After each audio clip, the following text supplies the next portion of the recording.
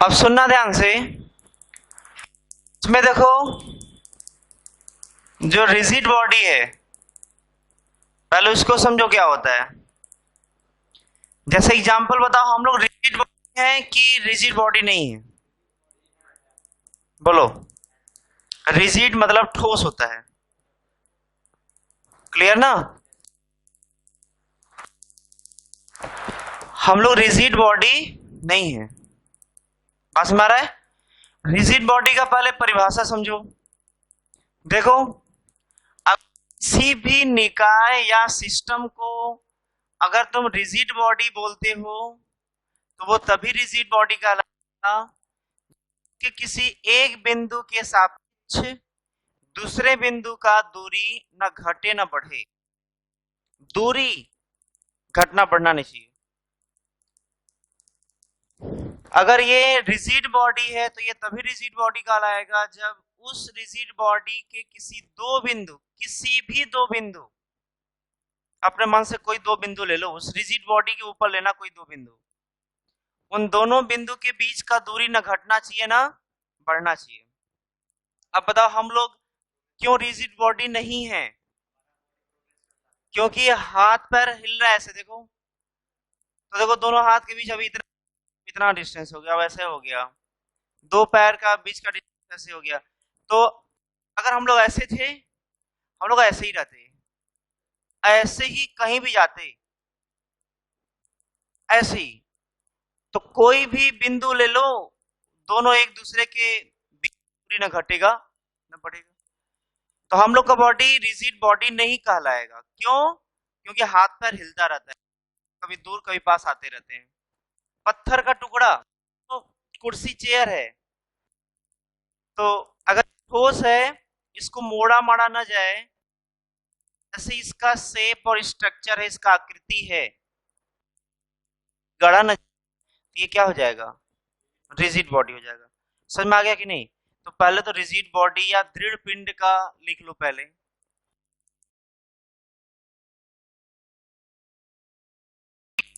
अब बताओ, जो रॉड होता है, रॉड क्या मान सकते हो? देखो दो एग्जांपल है, रॉड और चेन, चेन और रॉड। बताओ,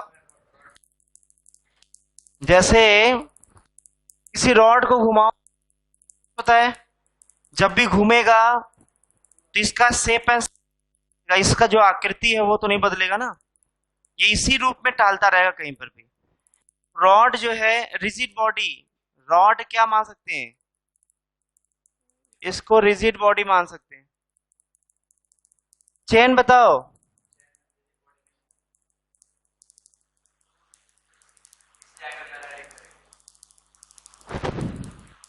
चेन क्या होगा? नॉन रिजिड बॉडी हो जाएगा। क्यों बताओ? वो ऐसे भी हो सकता है, घुमाओगे तो घूम नहीं जाएगा ऐसे ऐसे, चेन तो नॉन रिजिड बॉडी हो जाएगा। मतलब आकृति बिगड़े वो सभी रिजिड बॉडी हैं। क्लियर ना? तो लिख लो, इस पत्थर हो गया रिजिड बॉडी में ही आएगा, ईंट हो गया, क्या जेंस, गेंद, गेंद अब मान लो कैनवस वाला है, उसको ऐसे कंप्रेस करो तो कंप्रेस हो जाएगा वो, तो रिजिड बॉडी नहीं आएगा। मतलब तुम्हारा दिमाग है ना, दिमाग से ये सोच ले जाओ जिसका शेप एंड साइज न बिगड़े, बस जिसका आकृति न बिगड़े वो सभी रिजिड बॉडी। अब सोच लो, दिमाग है तो, है कि नहीं? है ना दिमाग? देखो, तो रिजिड क्लियर हो गया। अब इसको देखो, मोशन, तो रोटेशनल मोशन जो है एक और टाइप होता है जो अभी तक हम लोग पढ़ते आ रहे थे, तो था रोटेशनल मोशन। ये दो प्रकार के मोशन होते हैं। अब कैसे पहचान पाओगे कि ट्रांसलेशनल मोशन है और कैसे पहचान रोटेशनल मोशन है? ये बताओ, ट्रांसलेशनल को सीधा सा एक दिमाग में बात बैठा लो कि जो एक सीधी रेखा में गति करे, इसके लिए क्या दिमाग बैठाओगे? एक सीधी रेखा में गति किसकी बताओ? ट्रांसलेशनल। घोड़ा मतलब ऐसे रोटेट करे वो, क्लियर ना? उसको क्या बोलेंगे बताओ? Rotational motion. लेकिन देखो ये सिंपली पहचान है, वैसे अभी हम लोग फिजिक्स के भाषा में और अच्छे से समझते हैं। फिलहाल अभी इसको लिख लो तो दोनों को रिलेट करेंगे। एक तरफ लिख दें ट्रांसलेशनल मोशन, एक तरफ रोटेशनल मोशन लिख करके दोनों को रिलेट करेंगे। पहले जैसे तुरंत इसको पहले लिख लो, पहले आगे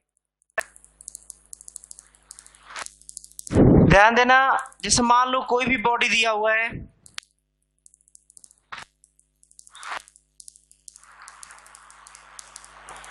कोई बॉडी दिया हुआ है, हम इसको जो है ट्रांसलेशन कब कह पाए? ध्यान से एक शब्द सुन लो, सब क्लियर हो जाएगा। क्या? किस पूरे बॉडी का जो द्रव्यमान केंद्र होगा, कहीं पर भी हो, तो जो द्रव्यमान केंद्र का वेग होगा, चलो देते हैं विषय, मतलब द्रव्यमान केंद्र का क्या है? ये वेग है।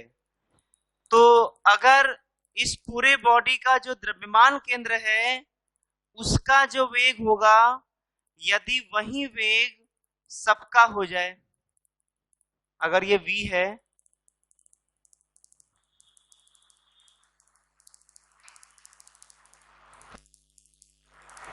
ध्यान देना वेग का मतलब हुआ उसके दिशा में भी कोई परिवर्तन नहीं होना चाहिए।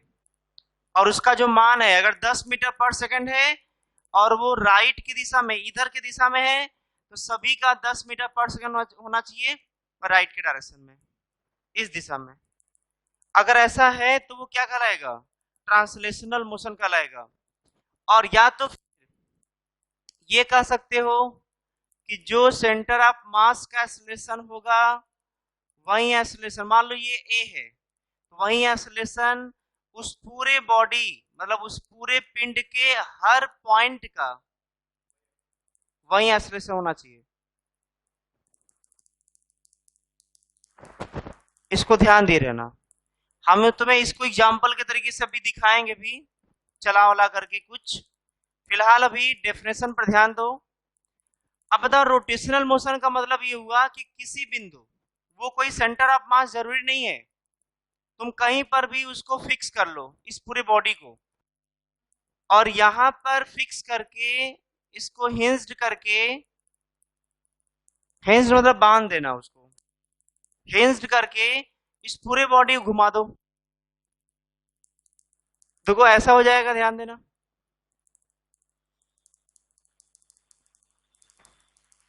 तो लगभग उसके जैसा है, क्लियर ना? तो ध्यान देना, ये जो है यहां से घुमा करके यहां पर ला दिया गया, तो मान लो ये कोई पॉइंट है इस वाले में, वो पॉइंट इस वाले में यहां आ गया होगा,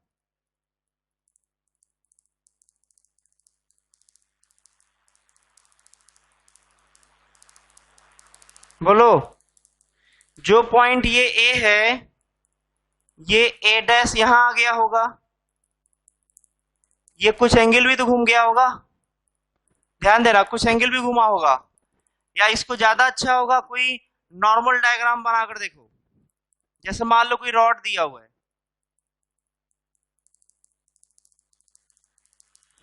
यहां पर इसको हिंज्ड कर दो,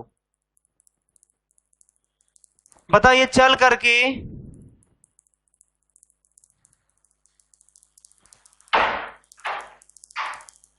मान लो यहां पर आ गया, तो अब ये बताओ कि यहां पर वो फिक्स हो गया। अब खास बात ये है कि ये जो है यहां से यहां पर पहुंच जाएगा, मान लो ये ए है, ये ए डैश हो गया, यहां पहुंच गया, ये वाला जो पॉइंट था वो घूम करके बी मान लो है, तो ये बी डैश है, तो वो यहां पहुंच गया। तो जैसे यहां पर बोले थे किसी दृढ़ पिंड के हर बिंदु का वेग उतना ही हो जितना द्रव्यमान केंद्र का हो, तो वो क्या कहलाएगा? Translational motion. या त्वरण जितना द्रव्यमान केंद्र का है वही सबका हो तो ट्रांसलेशनल मोशन। रोटेशनल का देखो हिसाब क्या है कि जितना ये कोण बनाए उतना ही कोण ये भी बनाएगा, मतलब इसका जितना ओमेगा ए वाले का जितने कोणीय वेग से घूमेगा उतने कोणीय वेग से बी को भी घूमना पड़ेगा। यहां पर क्या था, मान लो ये ए है ये बी है, तो जितना वेलोसिटी ए का था उतना वेलोसिटी किसका, बी का था। या जितना एक्सीलरेशन ए का है, त्वरण ए का है, उतना ही त्वरण बी का होना चाहिए। ये सब पहचान है ट्रांसलेशनल का। और यहाँ पर क्या बोलेंगे कि जितना कोणीय वेग ए का होना चाहिए उतना कोणीय वेग बी का हो, और जितना कोणीय त्वरण ए का होना चाहिए उतना त्वरण जो है बी का हो। मतलब ध्यान देना, जब सरल रेखा में गति करता है तो मैं सॉल्यूशन में बता चुके हैं कि जहां पर डिस्प्लेसमेंट या विस्थापन है, मतलब सरल गति, मतलब गति में गति करेगा तो जो विस्थापन ट्रांसलेशनल मतलब सीधी है वो यहाँ पर कोणीय विस्थापन होगा। ये सब नाम ले चुके हैं सर्कुलर मोशन में। तुम्हें अगर याद होगा, रिवीजन किए होगे, तुम एक बार दोबारा सुन करके उसको दोबारा रिवीजन कर सकते हो। यहाँ पर भी ये विस्थापन, तो ये कोणीय विस्थापन था, जो यहाँ पर वेग आता था वो यहाँ पर कोणीय वेग आता था, जो यहाँ पे त्वरण आता था यहाँ पर कोणीय त्वरण आता था, लेकिन यहाँ पर जो समय आता था उसको कोणीय समय नहीं बोलेंगे, समय समय होता है, उसको मत बदल देना। बस में आया? तो ये बताओ किस वाले गति में था ये? जब सीधी रेखा में कोई गति करता है तो सीधी रेखा में गति में ये सब नाम आता है, विस्थापन, वेग, त्वरण। लेकिन जैसे ही सर्कुलर मोशन करेगा, वृत्त में गति करेगा, तो वहां पर नाम कुछ और आने लगता है। विस्थापन की जगह कोणीय विस्थापन, वेग की जगह कोणीय वेग, त्वरण की जगह कोणीय त्वरण। तो जो हम इन दोनों का पहचान बता रहे हैं, इन्हीं सब के आधार पर बता रहे हैं। ट्रांसलेशनल मोशन तब कहलाएगा, ट्रांसलेशनल मोशन तब कहलाएगा जब पूरे पिंड के हर बिंदु का वेग क्या हो जाए, बराबर, सभी बिंदु का त्वरण क्या हो जाए, बराबर। लेकिन बताओ कोई जो है वस्तु या पिंड रोटेशनल मोशन या वृत्तीय गति कब कहलाएगा, जब उस पूरे पिंड के हर पॉइंट का कोणीय वेग बराबर हो जाए, कोणीय त्वरण बराबर हो जाए, और दूसरा कोणीय विस्थापन भी कह सकते हैं जब बराबर हो। ये पहचान है रोटेशनल मोशन का। और ये पहचान है, यहाँ पर डिस्प्लेसमेंट भी लिख सकते हो, जितना ए चले उतना बी को भी चलना पड़ेगा। तो इसको लिख लो।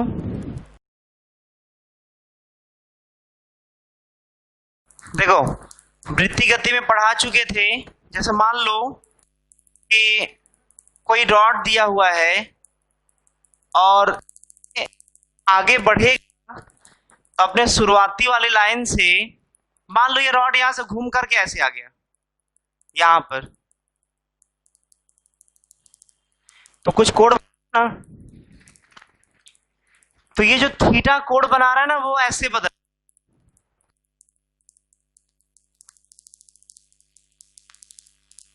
रहा है। मतलब जैसे से समय मान लो 1 सेकंड रखेंगे तो थीटा कुछ और आ जाएगा। हम ये देखना चाहेंगे कि 2 सेकंड में कितना थीटा चला, वो भी आ जाएगा। जैसे 2 सेकंड रखोगे यहाँ पर तो 70 आ जाएगा ना, जो भी रखेंगे।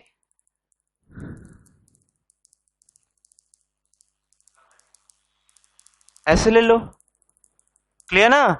तो बताओ यहाँ पर जैसे कोई भी समय, यहाँ पर कोई भी समय रख देंगे तो उस समय वाला थीटा आ जाएगा। तो इससे मतलब ये निकला कि समय के साथ थीटा क्या कर रहा है, बदल रहा है। थीटा मतलब ये जो घूम रहा है वो समय के साथ बदल रहा है। अब बताओ अगर तुमसे कोणीय वेग पूछ दिया तो क्या करोगे? बिल्कुल इसको रिलेट करो अपने काइनेमेटिक्स वाले से, गतिकी वाले से। बताओ यहाँ पर थीटा क्या है? कोणीय विस्थापन है।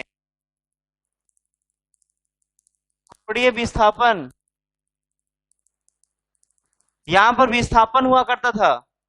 मान लो वो दे देता 3t² + 5, तो जब विस्थापन दे दिया तो तुमसे वेग पूछता। वेग होता है dr/dt, और यहाँ था 60 + 0। देख लो, अगर तुम डिफरेंशिएशन कर सकते हो करो इसको। t² का 2t × 3 6t प्लस कांस्टेंट का। बताओ यहाँ पर वेग आता है जब विस्थापन को डिफरेंशिएट करते हैं तब, और जब यहाँ पे कोणीय विस्थापन को डिफरेंशिएट करेंगे तो कोणीय वेग आ जाएगा। विस्थापन को डिफरेंशिएट करेंगे तो वेग आएगा, कोणीय विस्थापन को डिफरेंशिएट करेंगे तो कोणीय वेग आएगा। अब वो आ जाएगा 60। अगर तुम इसको वेग को डिफरेंशिएट करोगे तो त्वरण आएगा, अब वो आ जाएगा 6। लेकिन जो है अगर तुम कोणीय वेग को डिफरेंशिएट करोगे तो कोणीय त्वरण आ जाएगा अल्फा। मतलब वेग को डिफरेंशिएट करोगे तो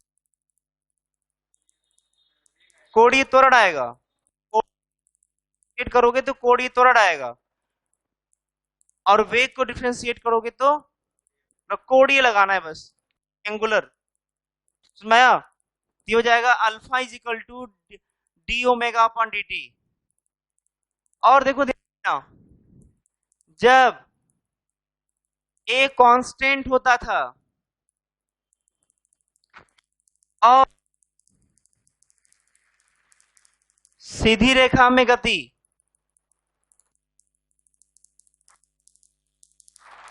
तो 3 फॉर्मूला आता था। देखो कौन? v बराबर s बराबर ut प्लस हाफ ए, और v² = u² + 2a।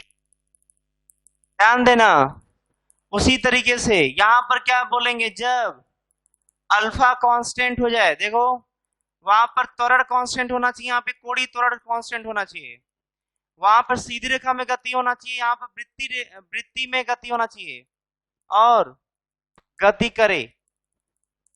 यहां पर वस्तु किस में गति, और यहां पर, तो ध्यान देना पहला समीकरण मिल जाएगा यहां से। ध्यान देना v की जगह क्या लिखा करते थे, ओमेगा। ओमेगा बराबर u के जगह लिख दोगे ω0। ω0 अपने मन से हम लिख रहे हैं, इसको याद किया रहना। बताओ ये क्या था, अंतिम कोणीय वेग, ये प्रारंभिक कोणीय वेग, मतलब कोणीय लगाते जाओ सब बात बनता जाएगा, प्लस जहां त्वरण है वहां पर क्या होगा, अल्फा इंटू क्या, टी। बताओ दूसरा क्या मिलना चाहिए तुम्हारे हिसाब से, बोलो जी।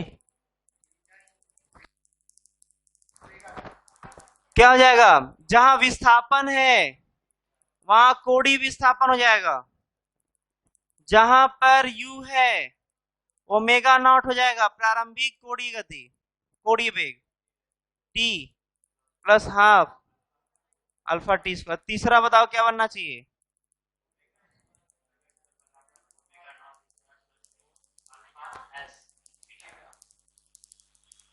बात समझे? बताओ इसका डेरिवेशन, बताओ ये कैसे डिराइव होकर के आता था, बोलो बोलो, ये फॉर्मूला कैसे होकर के आता था बताओ। बोलोगे सर अगर घर पे उसको बैठे बैठे का रिवीजन कर लिए तो हमें नाम ही तो बदलना है केवल। जैसे जब इसको हल करवाए थे ना तो ऐसे करवाए थे, a dt का इंटीग्रेशन इक्वल टू dv का इंटीग्रेशन 0 से t u से v। जब तुम नोट्स पलटोगे ना पन्ना जहां पढ़ाए हैं गतिकी में, तो तुम्हें यही चीज लिखा हुआ मिलेगा वहां पर। तुम्हें और अच्छे से पढ़ना है तो इसका देख लेना, वीडियो में अच्छे से बोल बोल के बताए हुए। इसको हल करेंगे तो क्या आ जाएगा, v - u कैसे आया था सब बता चुके हैं, ये a और t माइनस 0 कैसे ये लिख रहे हैं ये भी बता चुके हैं। ये हो गया at v माइनस u, तो v बराबर u प्लस at। इसको टाइप करना हुआ कोई फर्क नहीं पड़ता है, तुम क्या करोगे, जहां पर अल्फा dt का इंटीग्रेशन, जहां dv है वहां d ओमेगा लिख लो। ओमेगा नॉट प्रारंभिक होता है और अंतिम होता है ओमेगा। जहां v माइनस यू लिखे हो वहां ओमेगा माइनस ओमेगा नॉट लिख दो।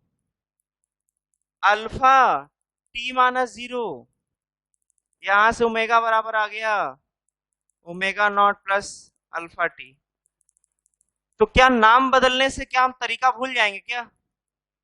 सब कुछ वही है, बस ये ध्यान दे रहना, ये सरल रेखा में गति करेगा तब होगा, ये कोई वृत्त में गति करेगा तब होगा।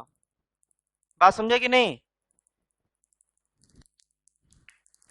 फिलहाल इतने पूरे में तुम्हें क्या लिखना है, तुम देखो पहले इसको लिख लो। जैसे ये वाला पार्ट वो है जो तुम पढ़ चुके थे, और उसी प्लेट करके हम लोग इसको पढ़े हैं, समझे कि नहीं? जैसे ये था तो यहाँ पर ये था, तो ये था तो ये था, ये आ गया यहाँ पर, ये आ गया, एक पार्ट तो ये हो गया जो एग्जाम्पल लेकर तुम्हें समझाए थे। फिर उसके बाद लिखवा दिए कि जब ये कांस्टेंट होगा सीधी रेखा में गति करेगा तो ये 3 समीकरण, तो यहाँ पर ये होगा तो ये 3 समीकरण। अच्छा ये कैसे आया था, इसको ऐसे सॉल्व किए थे, तो उसी तरीके से ये कैसे आया, तो इसी को लेकर के इसको समझा दिए। समझे कि नहीं? आराम आराम से लिखो आधे घंटे तक।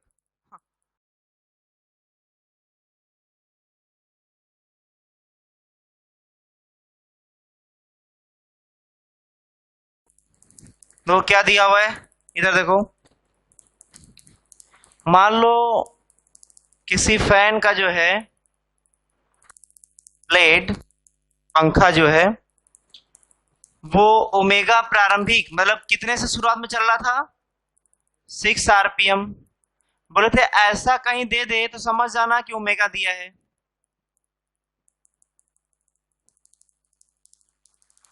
अगर आरपीएम या एस भी होता है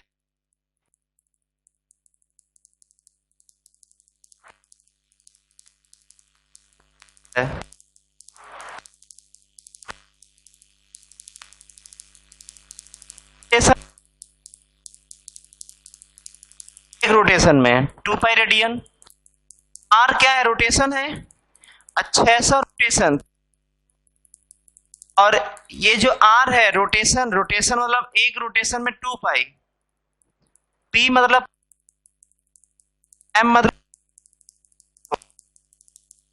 क्या आ गया,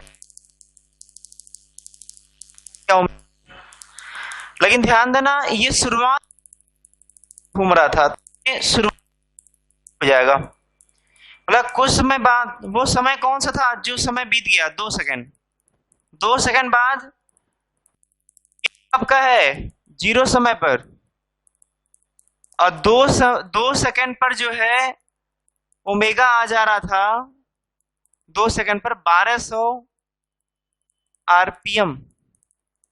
तो 1200 आर मतलब रोटेशन 2 पाई, पी मतलब पर मिनट। हल कर लो क्या क्लियर ना? तो ये आ गया ओमेगा, ये कितने समय पर है, at t equal to 2 second. अब omega equal to omega not plus alpha t लगा दो ना, देखो 2 सेकेंड वाला दिया है 40 पाई, 0 समय वाला दिया है 20 पाई, बीच में प्लस अल्फा पूछ रहा है, और समय दिया है 2 सेकेंड, 2 सेकेंड पर यही था ना 40 पाई। अब अल्फा पूछ रहा है निकालो, इसको इधर ले जाओ, 20 पाई 2 को डिवाइड करो, यही अल्फा है, तो अल्फा बराबर आ गया 10 पाई रेडियन पर सेकेंड स्क्वायर। नोट कर लो।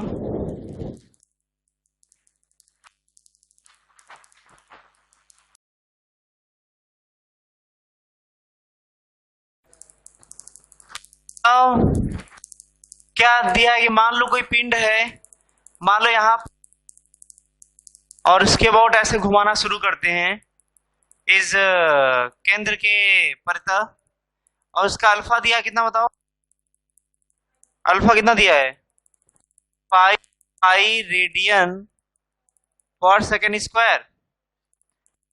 चलना करता है, चलना प्रारंभ करने का मतलब प्रारंभिक में तो कोणीय वेग क्या होता है,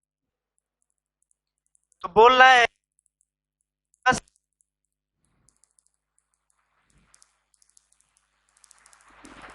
10 कितना चक्कर लगाएगा ये पिंड, कितना चक्कर लगाएगा 10 सेकंड में।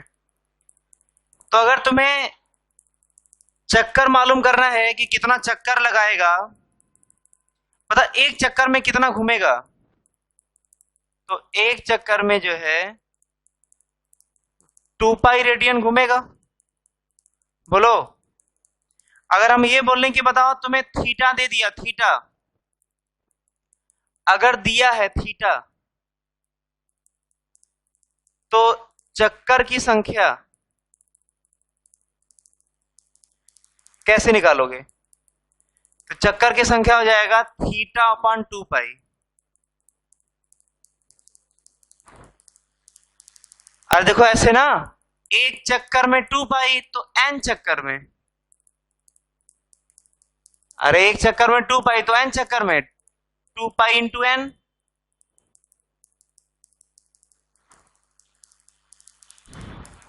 बताओ n चक्कर में जो 2n पाई आया है, इसको थीटा लिख दो, थीटा चला,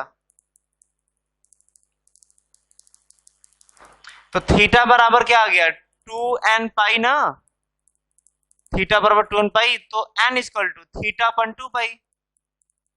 अगर तुम्हें नंबर ऑफ चक्कर पता करना है कि कितना चक्कर लगाया, तो जो कोड आया रहेगा उसमें 2 पाई से क्या कर देना, भाग दे देना।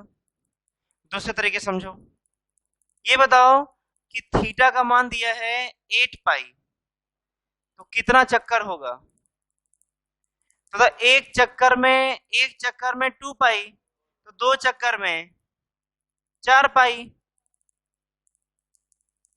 3 चक्कर में 6 पाई, 4 चक्कर में 8 पाई, हर एक चक्कर में 2 पाई 2 पाई बढ़ता जाएगा।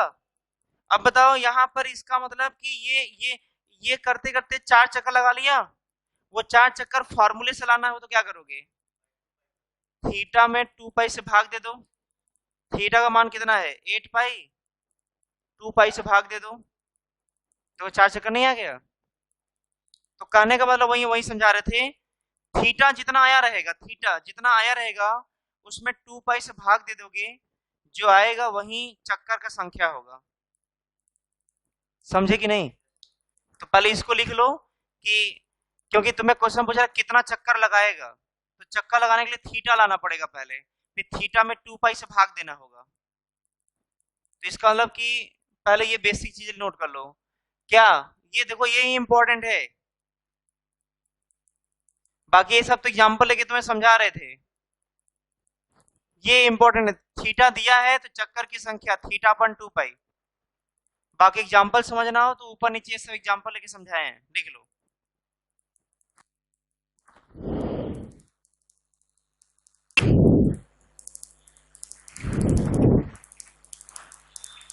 अब ये बताओ कि यहां पर जो है क्या क्या दिया है, प्रारंभिक कोणीय वेग 0 दिया है, अल्फा दिया है, समय दिया है, थीटा कैसे लाओगे, थीटा मतलब दूरी से तुलना करो, s बराबर ut plus half A T square से तुलना करो, तो जैसे s की जगह क्या हो गया थीटा, s बराबर u मतलब omega naught, t plus half a मतलब अल्फा इंटू टी स्क्वायर। बताओ प्रारंभिक ओमेगा नॉट क्या हो जाएगा 0। बताओ थीटा निकालना है, थीटा बराबर हाफ बताओ अल्फा कितना है 5 पाई, समय कितना है 10 का स्क्वायर, ये आ गया देखो 100 500, 500 का आधा, 500 का आधा 250 पाई। ये बताओ ये तो आ गया थीटा, बताओ नंबर ऑफ चक्कर, तो 250 पाई बाई 2 पाई, ये आ जाएगा 125 चक्कर आएगा, मतलब 125 बार घूमा होगा ऐसे ऐसे। समझ में आया? नोट कर लो। और पूछा है ना कुछ, अब ध्यान देना। और पूछा है 10 सेकंड पर कोणीय वेग, 10 सेकंड पर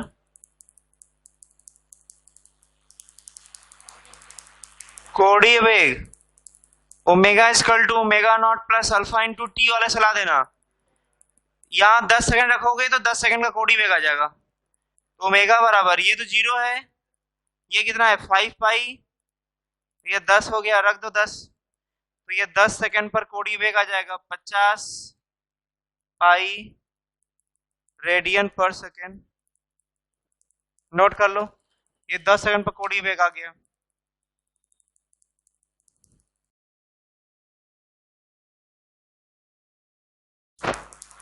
मान लो कोई ट्रक है, ट्रक का ये पहिया है, मान लो इस तरीके से ट्रक होगा। अब बताइए जो पहिया है कितने से घूम रहा है, क्या दिया बताओ,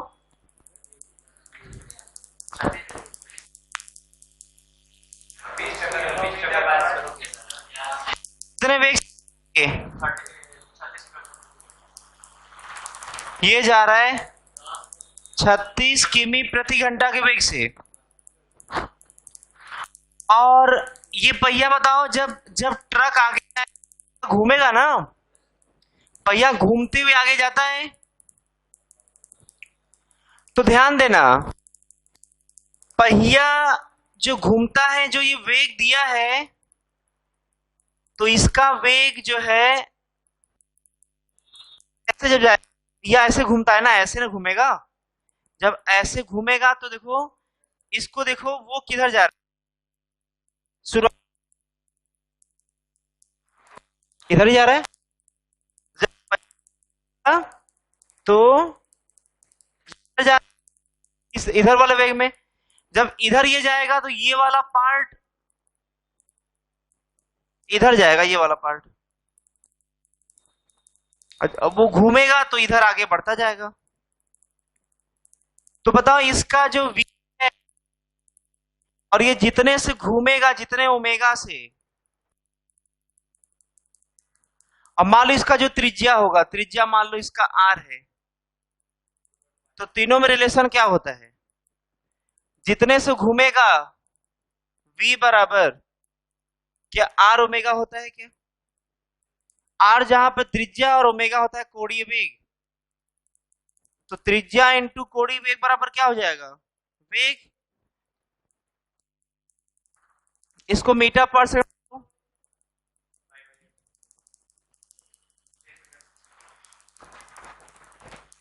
मतलब इस वेग दे दिया v बराबर r ओमेगा, तो v बराबर हो गया 10, r बताओ, देखो इसका व्यास कितने का है 1 मीटर का, जब व्यास 1 मीटर का है आधा हो जाएगा, तो ये हो जाएगा 0.5 मीटर गुणे ओमेगा।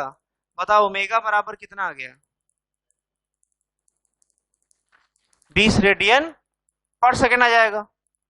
बोलो बताओ ये क्या आ गया, शुरुआत में जितने से घूम रहा था, जितने ओमेगा से शुरुआती, वो ओमेगा दे दिया। अब पहिया कितना चक्कर लगा करके ट्रक को रोक दे रहा है 20 चक्कर, बताओ 20 चक्कर बाद ट्रक रुका, मतलब 20 चक्कर बाद ट्रक रुका तो अंतिम ओमेगा क्या हो जाएगा? 0। ये तो प्रारंभिक ओमेगा है जितना से घूम रहा था। अब 20 चक्कर बाद जो है ट्रक रुका तो ओमेगा, अंतिम ओमेगा क्या हो जाएगा? 0। अच्छा बताओ थीटा कितना होगा? 20 चक्कर, एक चक्कर में कितना? 2 पाई। तो थीटा बराबर कितना आ गया? 40 पाई। अब बोला कितने ओमेगा से कोणीय त्वरण से मंदन होगा? कोणीय त्वरण का मंदन मतलब, या कोणीय मंदन मतलब अल्फा। कोणीय मंदन या कोणीय त्वरण मतलब क्या? अल्फा। तुमसे अल्फा पूछ रहा है तो बताओ अब क्या करोगे? देखो, शुरुआती कोणीय वेग दे दिया, अंतिम कोणीय वेग दे दिया, थीटा दे दिया, और तुमसे अल्फा, दिमाग में कौन सा फॉर्मूला आ रहा है? समय का जिक्र नहीं है। और जो समय का जिक्र नहीं है तो देखो तुम्हारे पास यही एक फॉर्मूला है। हाँ, रिटार्डेशन है तो माइनस हो जाएगा। बताइए ये क्या आ रहा है? 0। इस -2 अल्फा निकालना है, थीटा 40 पाई।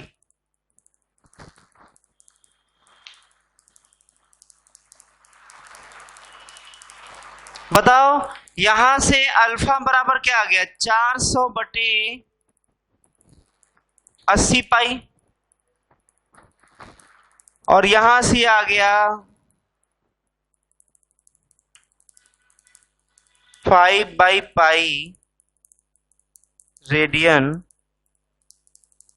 पर सेकंड स्क्वायर। ये अल्फा आया है, नोट कर लो।